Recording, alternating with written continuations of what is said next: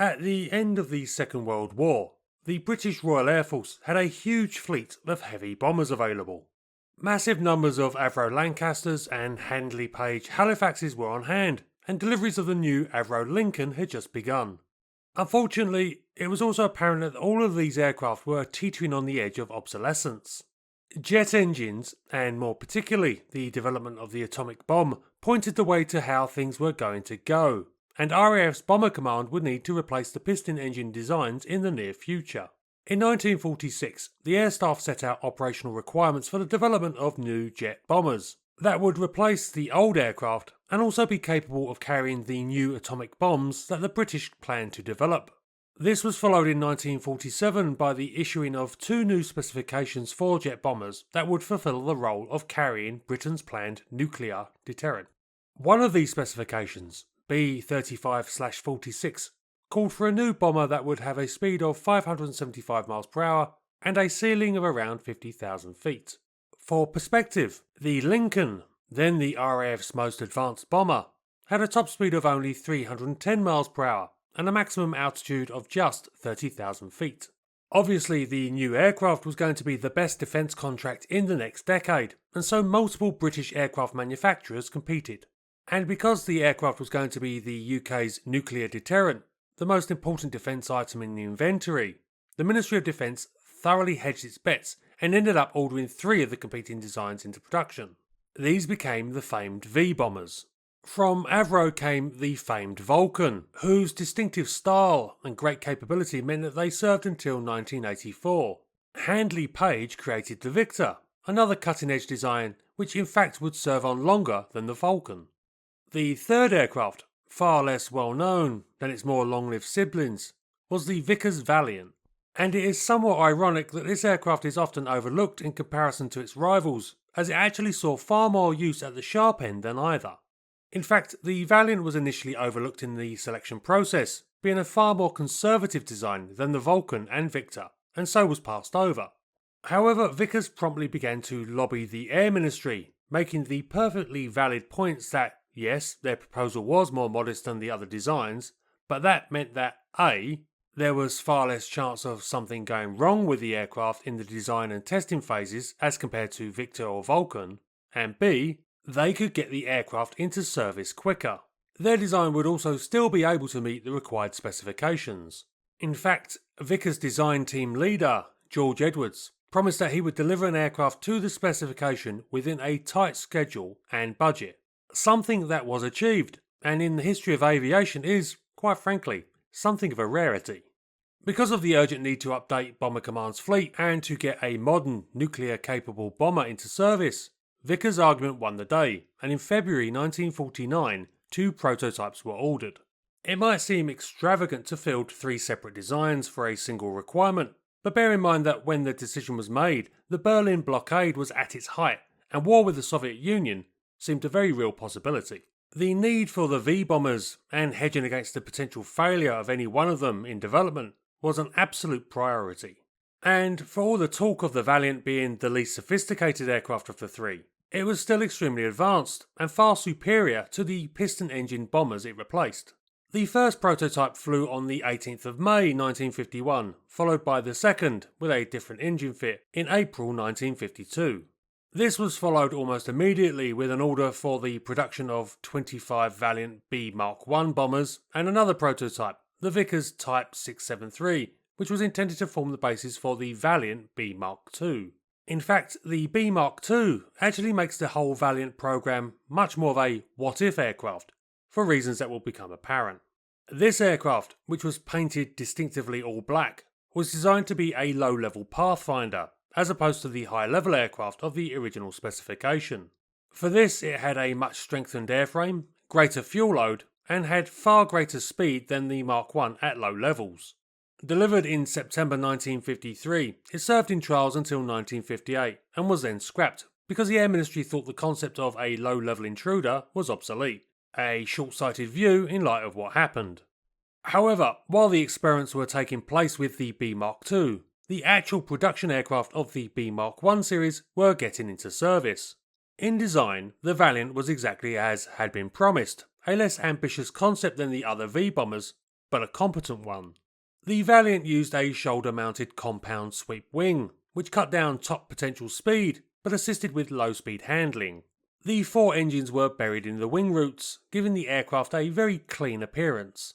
These were Rolls-Royce Avon turbojets, which produced 9,000 pounds of force in the first 5 aircraft, and were upgraded to later models as production continued, so that most of the fleet flew with Avon RA-28s, that produced 10,500 pounds of force each.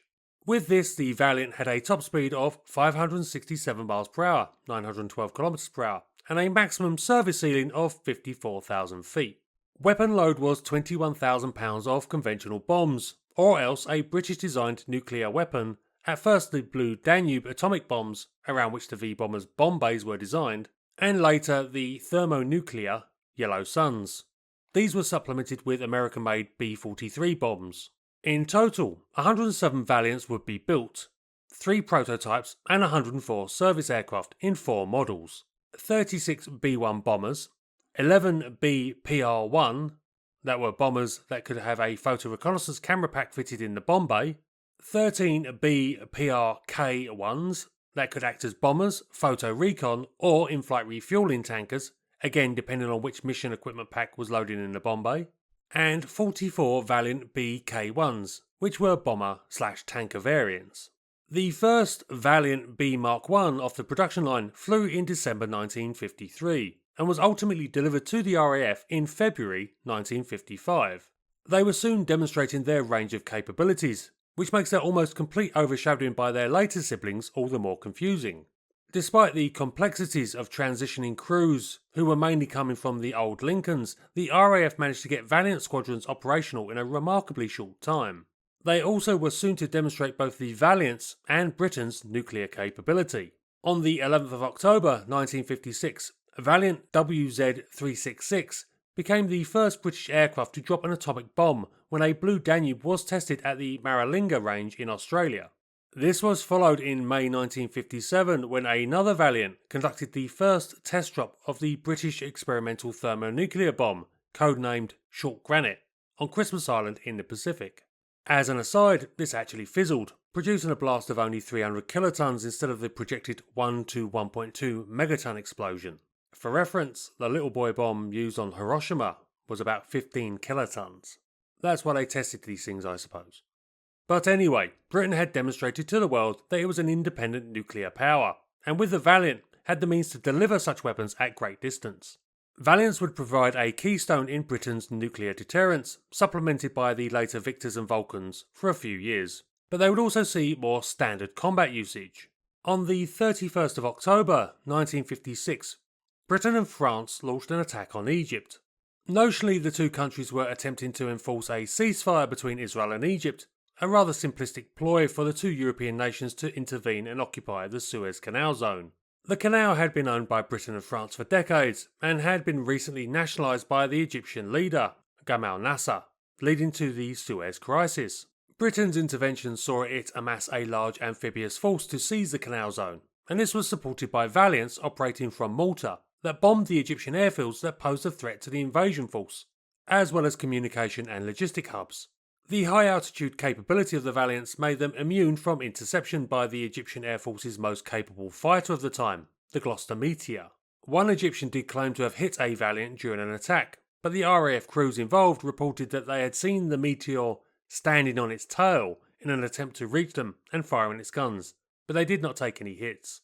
In fact, the Valiant's high altitude bombing proved somewhat disappointing, and they were not able to decisively knock out the Egyptian airfields, despite multiple missions being flown and hundreds of tons of bombs being dropped. But the effort is notable in being the only combat missions flown by V-bombers throughout their career until Operation Black Buck of the Falklands War in 1982. Though the Valiant's high-altitude capability had been expressly specified in its design to make interception by manned fighters of the day more difficult, in the face of the development of surface-to-air missiles, this soon proved a liability. In 1960, a U-2 spy plane was shot down over the Soviet Union, signalling that high-altitude intrusions were largely a thing of the past. Instead, aircraft would have to refocus on low-level attack flying. By now, the Valiant had largely been replaced in the nuclear strike role by Vickers and Vulcans, but were still used heavily for photo reconnaissance, aerial tanking, and conventional strike. 4 Valiant squadrons were assigned to this latter role for NATO duties, having the anti-flash white paint scheme replaced by a camouflage pattern. Unfortunately, it was here that the failure to procure the Valiant B2, which was expressly designed for low-level flying, told against the aircraft. After only a few years of flying these sorts of missions, the Valiants began to show extreme signs of wear to their airframes. In 1964, cracked wing spars began to be found on some aircraft, and in August of that year, one failed on an aircraft in flight. As a testament to the toughness of the Valiant, the pilot managed to get the aircraft home, but it was not a good sign. Inspections of the fleet found that a number were in bad shape, and though the RAF wished to make repairs, in January 1965 the government decided that the Valiant was not worth the expense, and the whole fleet was grounded and ultimately scrapped.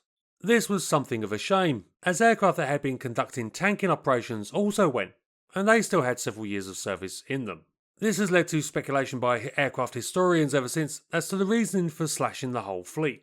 But to be honest, the Healey government at the time was on a bit of a cutting spree, so it was probably just easier from their perspective to get rid of the whole lot than maintain a few.